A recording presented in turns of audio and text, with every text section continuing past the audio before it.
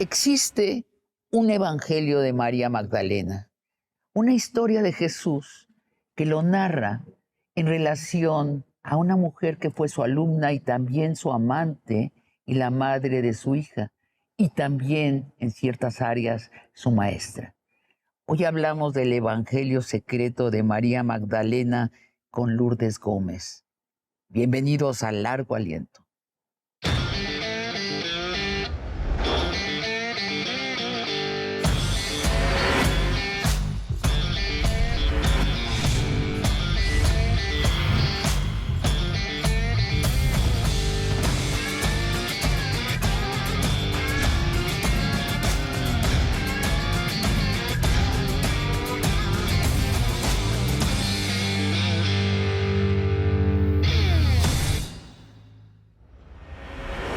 Lourdes Gómez, bienvenida a Largo Aliento. Hola Sabina, un gusto saludarte. Muchas gracias por invitarme. Lourdes, ¿quién es María Magdalena según la Biblia?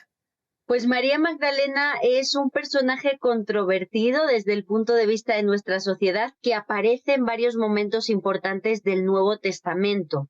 Es una discípula de Jesús, procedente de la aldea de Magdala, cerca de Cafarnaún.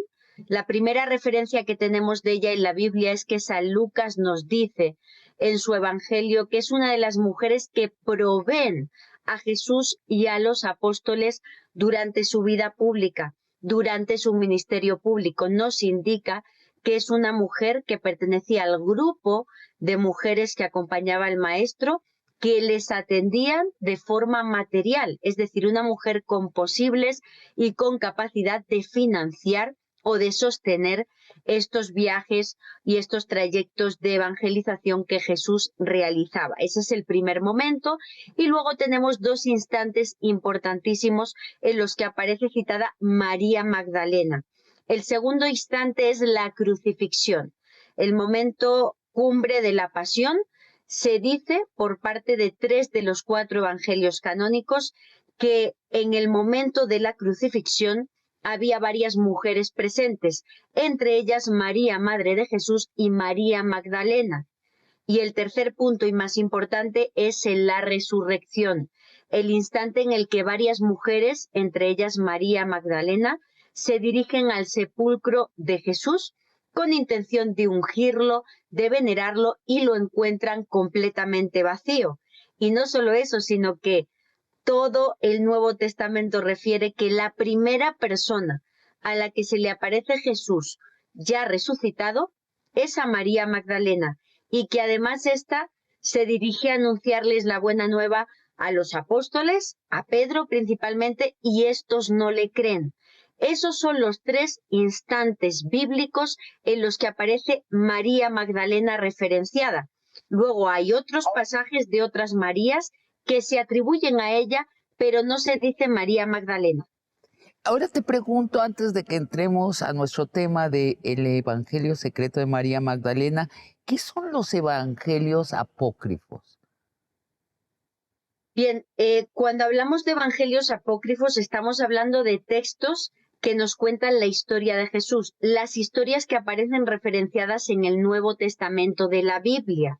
De todos los textos de los primeros años del cristianismo, donde se habla de la vida de Jesús, hay algunos que la Iglesia aceptó de forma oficial porque creen que están inspirados por Dios, que son palabra divina. Son los 4 evangelios canónicos que están en la Biblia, los Hechos de los Apóstoles o el Apocalipsis, por ejemplo, y hay otro remanente de textos de la misma época o incluso anteriores a los canónicos que la Iglesia no consideró para el canon oficial de la Biblia, por motivos diferentes, entre ellos que según las autoridades eclesiásticas en su momento eran muy fantasiosos o no se acomodaban al mensaje general homogéneo de la Biblia. Hay diferentes textos de diferentes épocas, pero es importante señalar que los evangelios apócrifos no es sinónimo de evangelios falsos. Son textos que rellenan lagunas de la vida de Jesús que no aparecen en la Biblia, que nos hablan de la historia de personajes del Nuevo Testamento tan importantes como la Virgen María o María Magdalena o el propio San José, y que no aparecen en la Biblia. De hecho, uno de los evangelios apócrifos más importantes, el Evangelio de Tomás, que aparece en una cueva en Nag Hammadi, en Egipto, cerca de Luxor, en 1945, según muchos expertos, está datado científicamente en 10, 15 años anterior a los 4 evangelios de la Biblia. Por eso muchos ya lo llaman el quinto evangelio. Y Lourdes, entremos de lleno. ¿Quién es María Magdalena en los evangelios apócrifos? En los evangelios apócrifos se muestra una María Magdalena mucho más importante de lo que muestra la Biblia.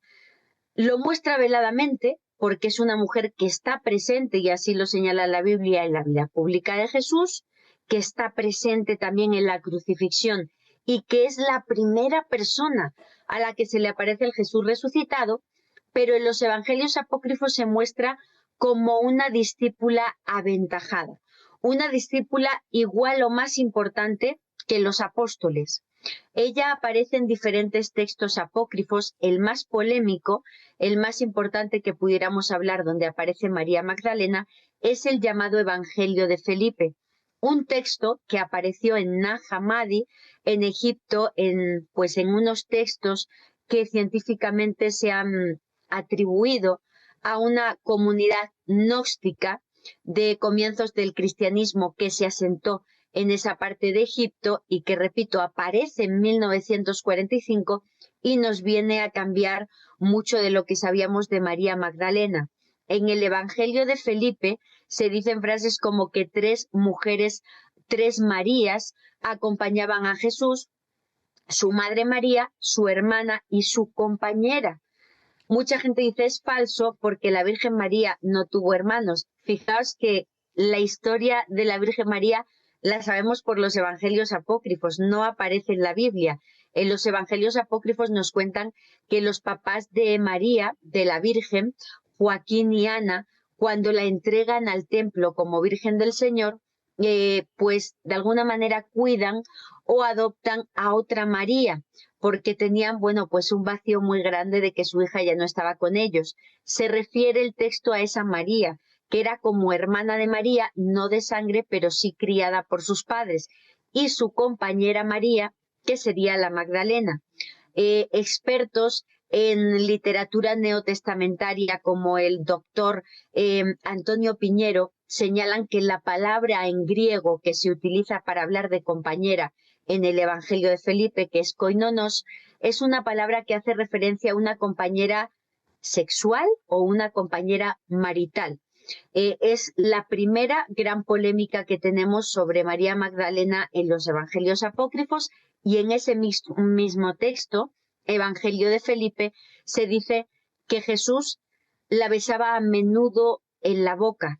Se dice la besaba a menudo y hay una mancha en el texto.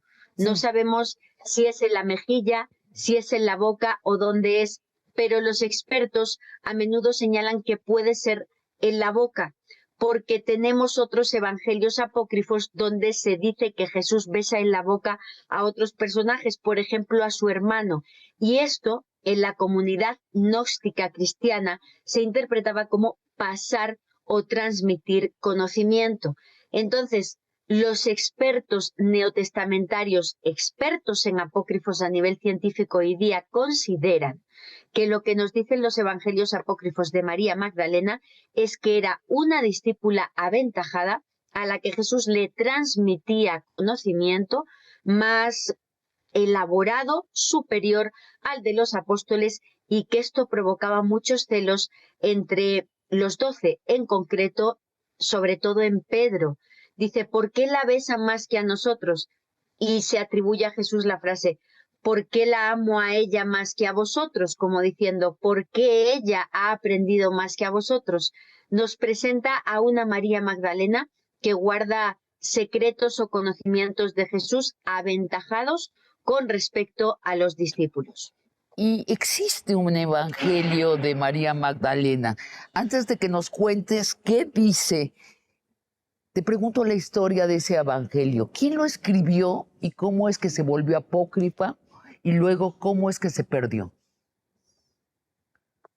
Los evangelios apócrifos no nos han llegado al completo. En muchos casos tenemos pequeños fragmentos de textos, diferentes copias de diferentes épocas y es muy complicado reconstruir la historia de estos documentos.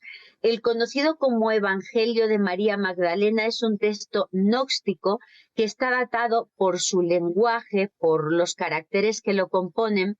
Está datado científicamente como elaborado posiblemente en el siglo II, pero es un texto cuya copia principal son 8 hojas, no lo tenemos al completo, son 8 hojas que aparecen en 1986 en Egipto.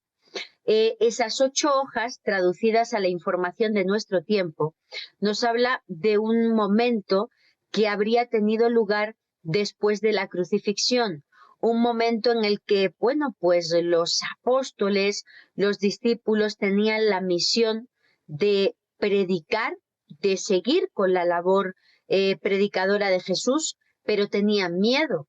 Un texto en el que los apóstoles quieren salir y dar a conocer la palabra de Dios, pero creen que pueden correr el mismo destino que Jesús y tienen miedo. Y en esos momentos llega María Magdalena y les impulsa a continuar con esa labor, les dice que no tienen que tener miedo y además les dice que Jesús se le ha aparecido para asegurarle que tienen que seguir adelante. Lourdes, dices que se encontró en Egipto en 1900, dijiste, 86. 86, o sea, muy recientemente. ¿Quién lo encontró? Pues aparece en anticuarios. Normalmente son documentos perdidos. En este caso, un anticuario, un investigador alemán, ubicó ese documento que, como digo, no estaba completo. Son 8 hojas, un pequeño fragmento que sería el mayor que nos ha llegado hasta ahora. No conocemos el texto al completo. Solo esa escena en la que los discípulos tienen dudas de salir a predicar. María les dice que se le ha aparecido Jesús para darles ánimo, que tienen que continuar adelante, y Pedro es uno de los que más duda y le dice que le parece muy extraño que Jesús se le haya aparecido a ella y no a ellos y que duda de sus palabras. Un texto en el que el único discípulo que la defiende es, bueno, pues Mateo, quien le dice a Pedro: siempre estás contra ella, siempre estás dudando de ella. Si fue digna a los ojos del Maestro, ¿quién eres tú para juzgarla? Eso es lo que conservamos de ese texto secreto de María Magdalena y no es el único. Hay textos también apócrifos atribuidos al siglo II, por ejemplo, el Pistis Sophia, que es uno de los evangelios apócrifos más misteriosos, un texto que aparece también en ese fortuito encuentro en Nag Hammadi, en una cueva de cerca de Luxor, en el sur de Egipto, en 1945, cuando un pastor, de forma fortuita en una cueva, mientras buscaba sus cabras, encuentra unos cántaros. Siguiendo la tradición egipcia, cree que dentro de estos recipientes puede haber demonios, puede haber jinnas, y decide romper el cántaro para acabar con cualquier hechizo negativo, y al romperlo encuentra una biblioteca de textos encuadernada, entre los cuales aparece pues ese Evangelio de Felipe, el Evangelio de Tomás, considerado hoy como el quinto evangelio, que contiene enseñanzas y palabras de Jesús que no aparecen en la Biblia, o el Pistis Sophia, un texto en el que nos dicen que 11 años después de la resurrección, Jesús recibe un conocimiento, un poder celestial que no había tenido hasta ese momento, y se le aparece a algunos discípulos, entre ellos varias mujeres, su madre María, Marta y María Magdalena, para darle enseñanzas sobre la jerarquía celestial y cómo era el cielo, cómo es la verdadera sabiduría. Son textos gnósticos, es decir, los cristianos gnósticos, que es una corriente diferente a la que Pedro instauró como la Iglesia católica que conocemos hoy día. Los gnósticos no creían que para alcanzar a Dios tuviera que haber intermediarios. Ellos creían que la unión con Dios se alcanzaba a través de la iluminación. Y esa corriente de pensamiento es la que aparece en los evangelios apócrifos, donde sale a relucir María Magdalena. Yo conozco estos fragmentos del Evangelio de María Magdalena, uno los puede encontrar en la red, están difundidos y les aseguro que nuestro siguiente bloque es aún más interesante. Volvemos con Lourdes Gómez. Recordemos que cuando Jesús resucita, surgen como dos corrientes de pensamiento. La liderada por Pedro y esa primera comunidad cristiana que instaura sacramentos como la Eucaristía, y la liderada parece ser por María Magdalena, que es una corriente gnóstica que nos habla de un acercamiento hacia Dios mucho más sutil.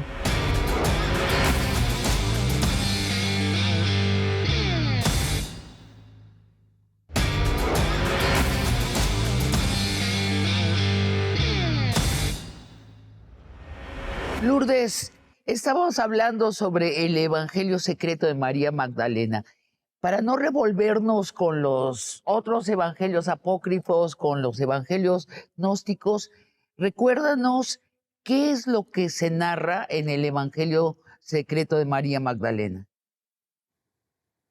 Pues voy a ir directamente a mis apuntes y te voy a leer algunas frases interesantes. Como te decía, es un texto que está datado científicamente en el siglo II, entre el 30 y el 180 después de Cristo, pero que aparece perdido en un anticuario de Egipto en 1986. Y ese texto, como os comentaba, nos habla de un instante después de la resurrección, donde los apóstoles tienen dudas de seguir con esa labor evangelizadora porque tienen miedo de ser crucificados, de ser condenados, como ocurrió con Jesús y su pasión. Y es entonces cuando María Magdalena se erige en este texto como una discípula aventajada que hace que los apóstoles, o trata de hacer que los apóstoles recuperen su fuerza, su fe y salgan a evangelizar. Es decir, le da un papel mucho más destacado de lo que hasta ahora nos habían contado en la Biblia.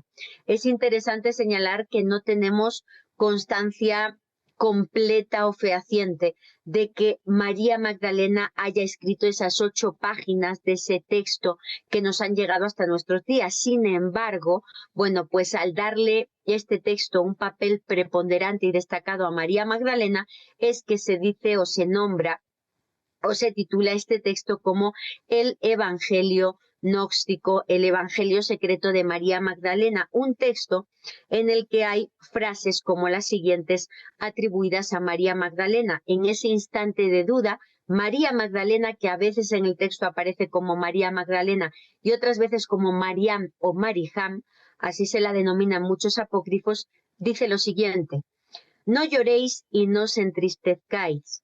No vaciléis más, pues su gracia descenderá sobre todos vosotros y os protegerá.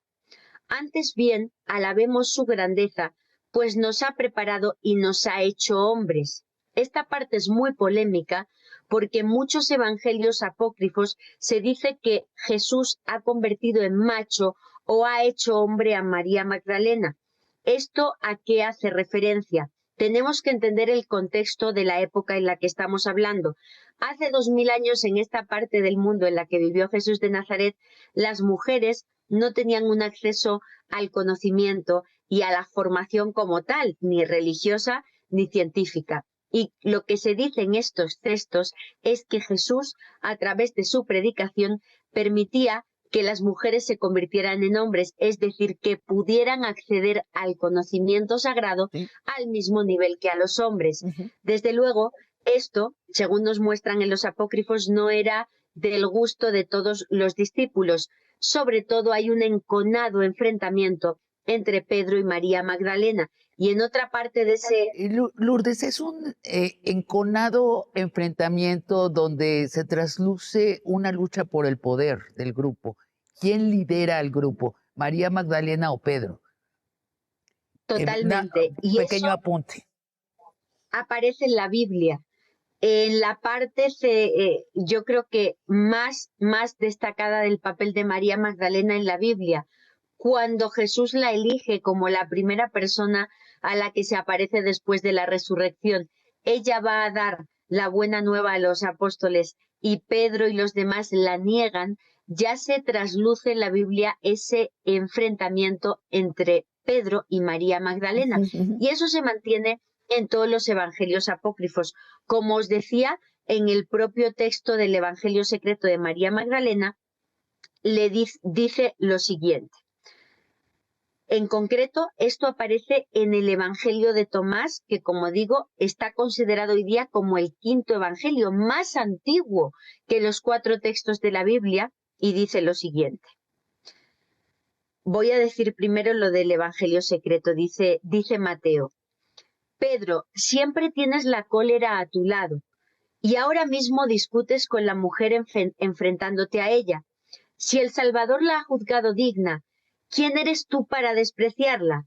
De todas maneras, él al verla la ha amado sin duda.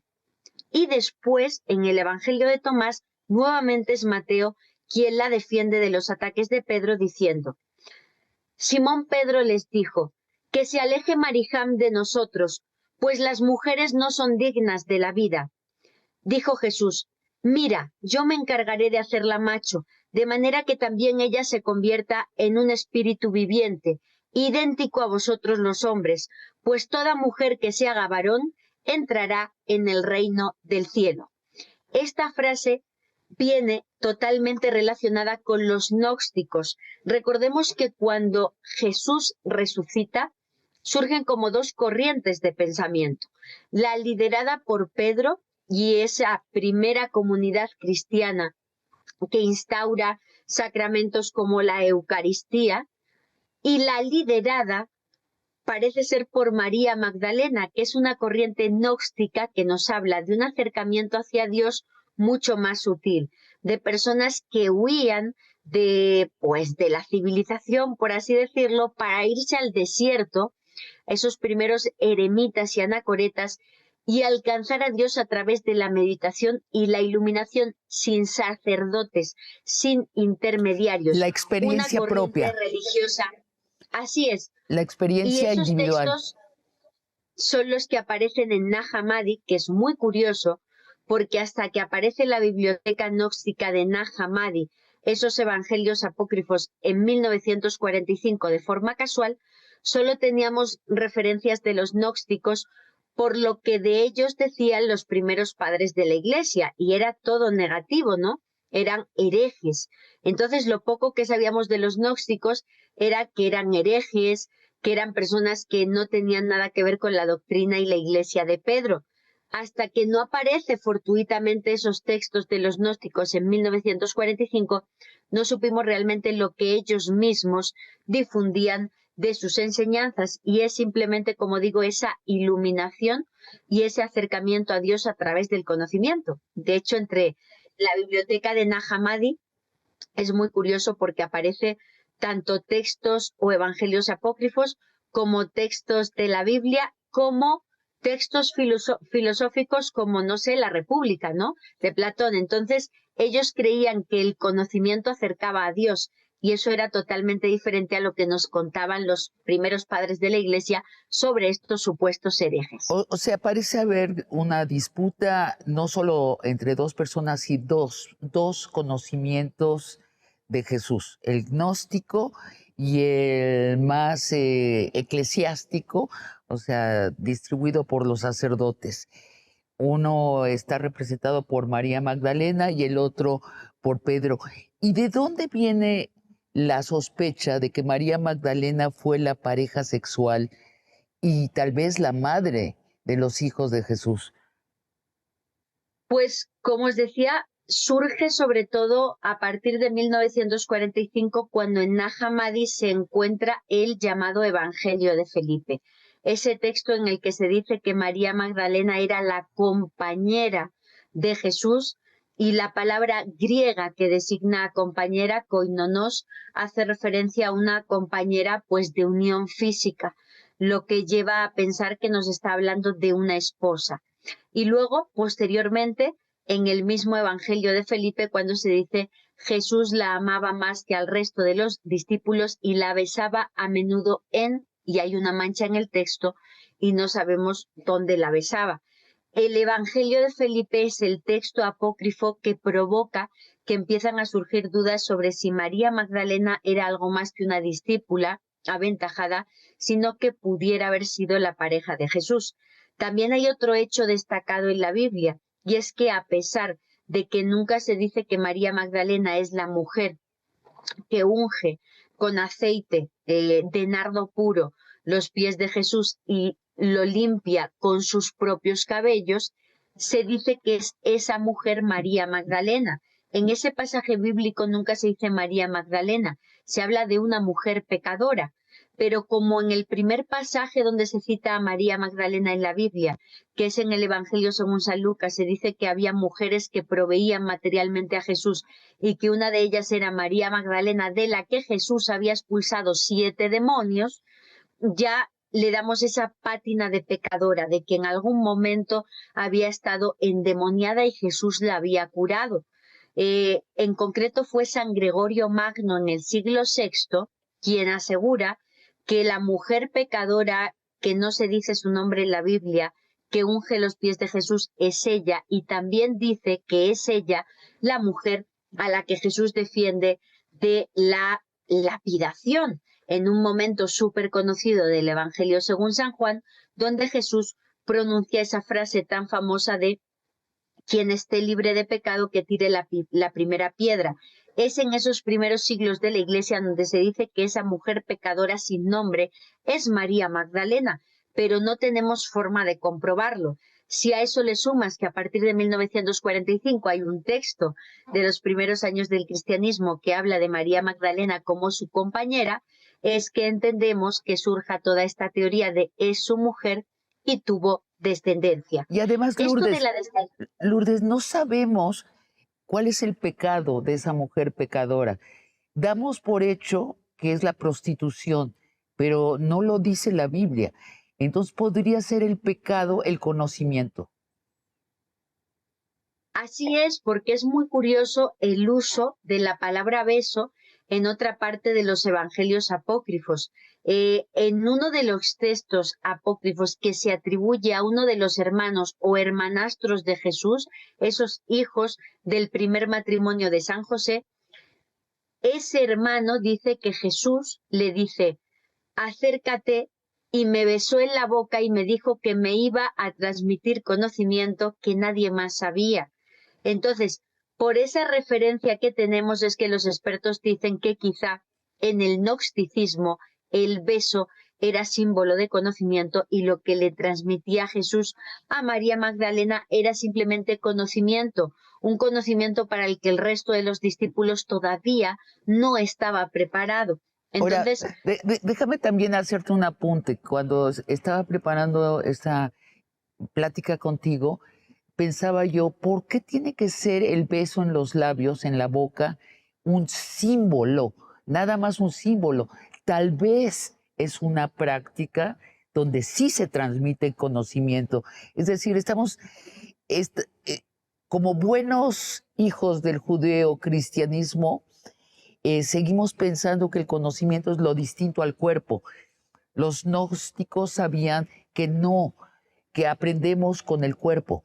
no lo sabemos, es un tema que ha dado lugar a una gran polémica porque además, como digo, casualmente hay una mancha en el texto. Es verdad que esta historia se hace popular a través de una famosísima novela de Dan Brown que es El Código da Vinci, donde se señala en el texto Evangelio de Felipe, Jesús la besaba a menudo en la boca.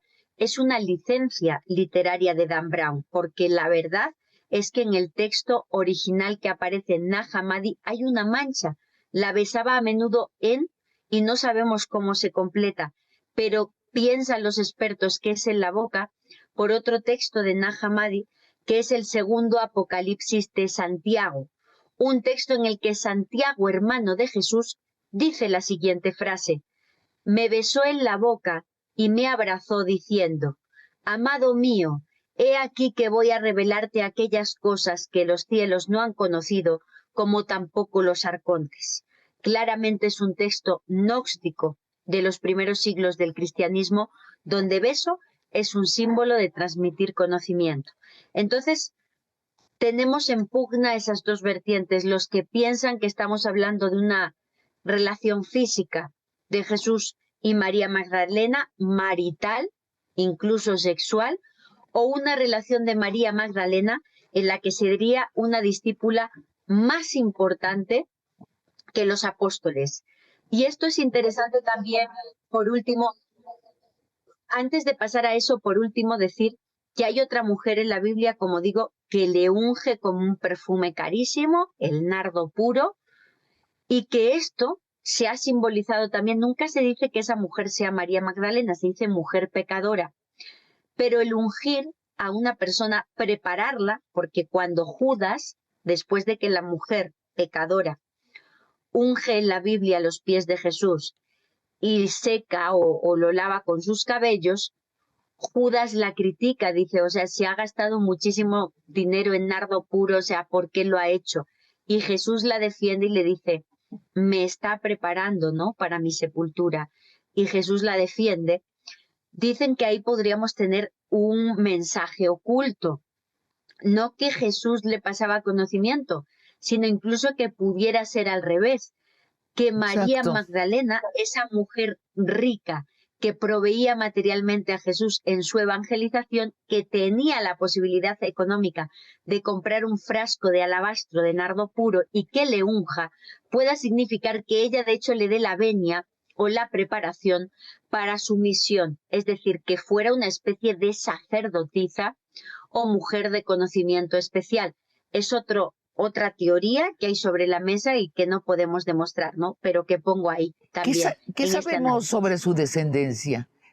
Se dice que tuvieron La, hijos. la historia de la descendencia es una leyenda más bien medieval. ¿Qué ocurre con María Magdalena después de la crucifixión?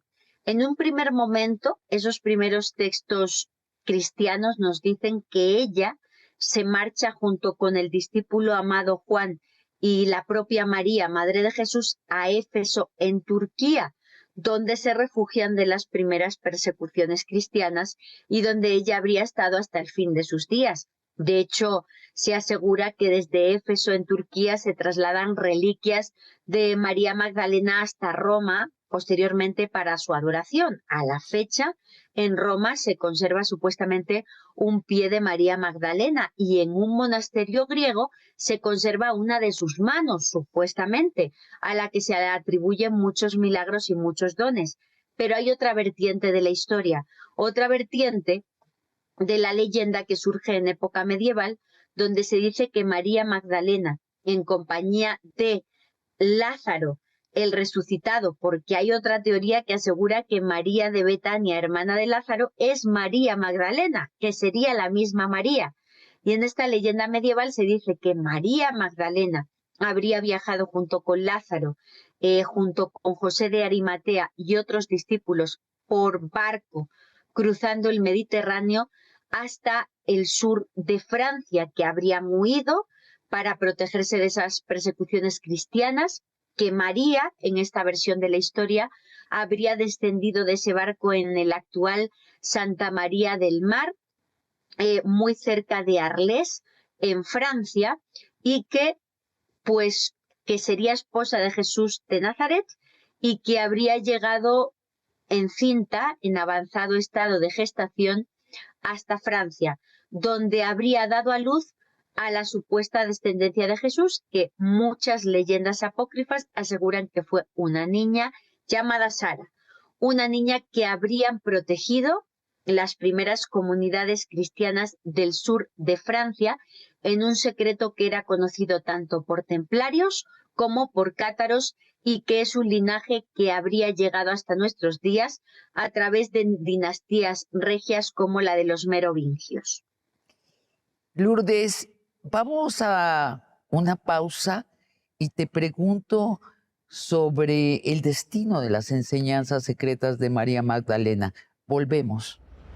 En el Evangelio de María Magdalena nos muestran a un Jesús más humano que Dios Y eso es completamente diferente al mensaje bíblico que ha difundido la Iglesia, un Hijo de Dios que se encarna como hombre para darnos su salvación y que elige a una serie de hombres para que después de su subida al cielo y hasta la segunda venida, la llamada parusía, extiendan su mensaje.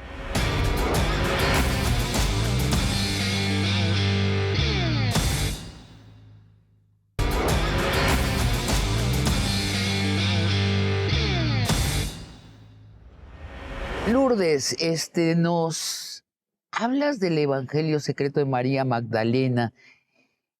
Recuérdanos por qué fue prohibido y negado por la Iglesia Católica. ¿Cuándo sucedió eso y por qué? ¿Por qué es tan peligroso este Evangelio? Los apócrifos, que desde el punto de vista de la teología o la fe católica no se consideran como divinos, como inspirados por Dios. La Biblia, desde el punto de vista del creyente, son libros que pueden haber sido elaborados por diferentes personas en diferentes momentos de la historia, pero para ellos todos son de inspiración divina, inspirados por la misma persona, que sería Dios. Los evangelios apócrifos para ellos serían meras leyendas y por eso no fueron considerados para el canon oficial de la Biblia. Textos apócrifos relacionados con María Magdalena surgen principalmente a partir de 1945 y la Iglesia en ningún momento consideró incluirlos en el canon oficial. Piensan que son meras leyendas y no les dan ningún tipo de importancia teológica y tampoco incluso de importancia histórica, a pesar de que su antigüedad es igual o incluso superior a la Biblia. En este caso no interesa porque son, digamos, historias de Jesús de Nazaret que no se acomodan o no encajan o no casan bien con lo que nos cuenta la Biblia. Un Jesús con unas enseñanzas diferentes, donde los discípulos, los 12, no habrían sido solo los principales depositarios de su mensaje, sino también muchas mujeres. Y esto el patriarcado de la Iglesia, desde la antigüedad hasta nuestros días, pues ha tenido un férreo control y lo sigue teniendo. De hecho, hay muchos profesionales históricos, historiadores, expertos en literatura neotestamentaria que están pugnando hoy día porque apócrifo deje de ser significado de falso, sino que venga a significar la palabra apócrifo oculto, como textos que están ahí, pero que a la Iglesia no le conviene divulgar ni reconocer. Y es una postura muy criticable, porque hay muchas tradiciones que la Iglesia consideran como oficiales que salen de los apócrifos, que no aparecen en la Biblia.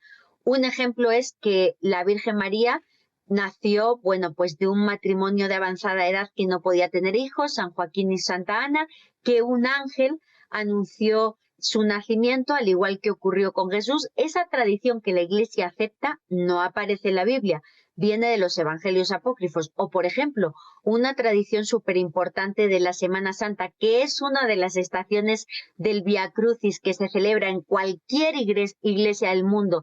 En Semana Santa, el velo de la Verónica, una mujer llamada Verónica que se acerca a Jesús, enjuga su rostro durante su camino al Gólgota y ese trapito empapado de sudor y sangre de Jesús pues se convierte en el retrato de Jesús de forma milagrosa. No aparece en la Biblia, aparece en un evangelio apócrifo. Lourdes, revisemos qué es lo que dice el Evangelio de María Magdalena que no casa con las enseñanzas de la Iglesia Católica, que no de Jesucristo, sino las de la Iglesia Católica. Primero, el asunto del amor físico, ¿no? Toda la tradición de la Iglesia Católica es que la santidad y el amor físico son contrarios, son contrarios. Es la castidad que permite el conocimiento, la santidad. Bueno, eso es lo primero. O sea, si María Magdalena fue pareja de Jesús, esto va en contra del canon de la Iglesia Católica. Luego, en general, el rechazo de lo natural, de todo lo que son las acciones naturales que están a cargo históricamente de las mujeres. En el Evangelio de María Magdalena nos muestran a un Jesús más humano que Dios.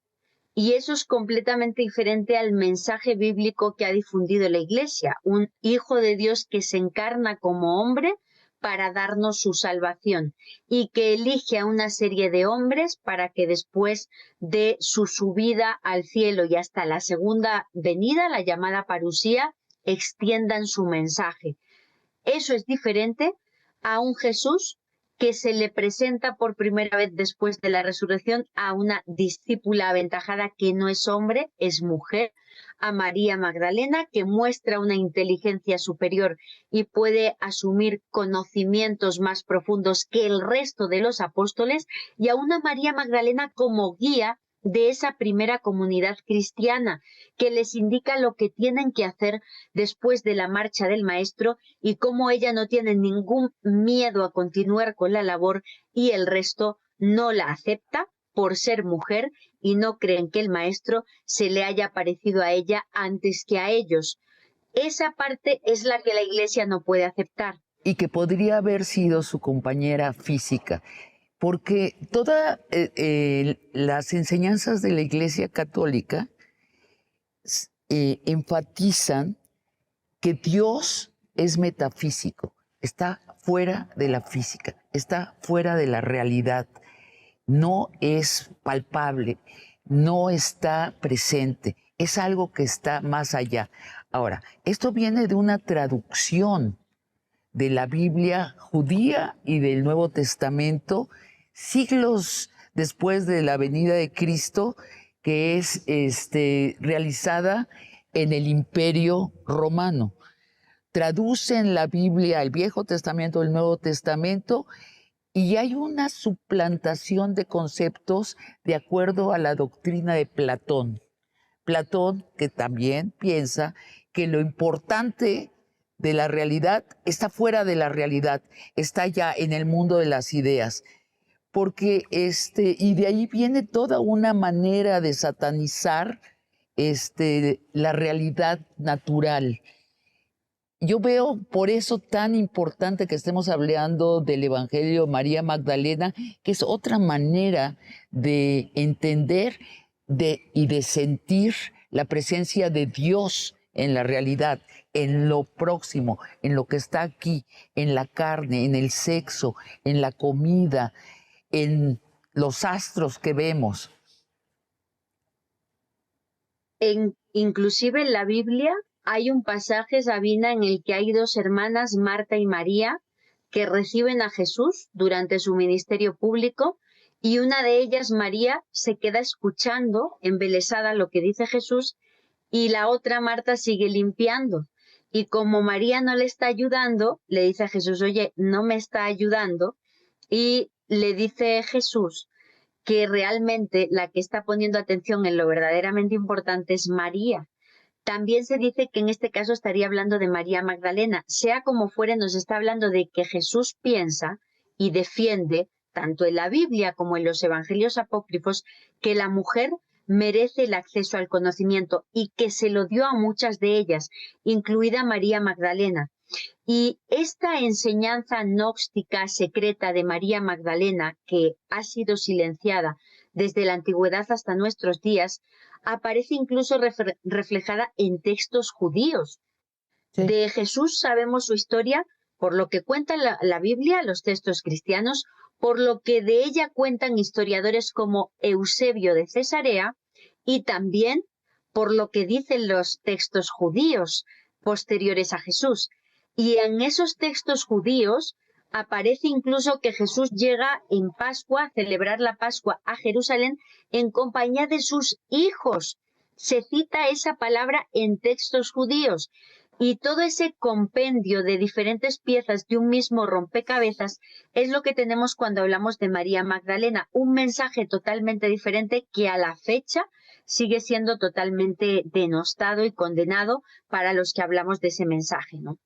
Claro, y ese Cristo platónico, que encuentra a Dios fuera de la realidad, es no solo diferente, es contrario a ese Cristo que encuentra a Dios en la realidad, en la naturaleza, que se podría haber admirado de la multiplicación de las flores y no considerarlo un acto de magia, sino considerarlo que ese es el prodigio de la naturaleza, una abundancia superlativa. Es el Dios de Spinoza, del judío Spinoza, que encuentra a Dios en la naturaleza y dice, Dios es la naturaleza y sus reglas son las mismas que de la naturaleza, y que también es alejado de la comunidad judía, se le considera como un hereje. Es toda una forma de estar en la realidad lo que estamos narrando al narrar tú la diferencia entre Pedro y María Magdalena.